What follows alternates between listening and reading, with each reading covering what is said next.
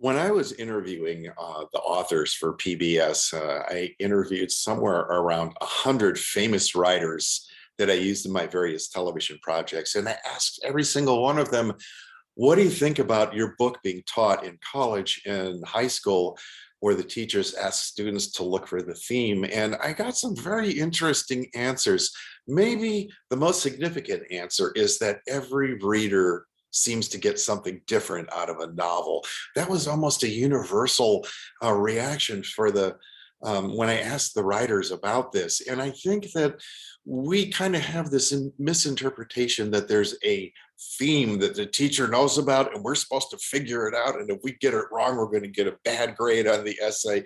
That's the experience that I had when I was in high school and in college. I think that it's just as valid for you to hear one thing as it is for me to hear another. Now, that said, if you're looking for a theme, there's a couple things that you can write about. Is it an obvious, explicit theme, like the moral to the story is? That's usually used in children's stories or Sunday school stories, things like that, as opposed to an implicit theme, which is not so obvious, and it's something that's kind of hidden behind the rest of the story. And I think it's too simplistic to just say one word. The theme of the book is love, or the theme of the book is greed. That doesn't really tell you much. It's usually the answer to this. Sit down and write, what did the main character learn from all of these experiences that are being narrated in the novel? That is the theme, okay? And maybe it's what the reader learns from reading the short story or the novel or watching the play.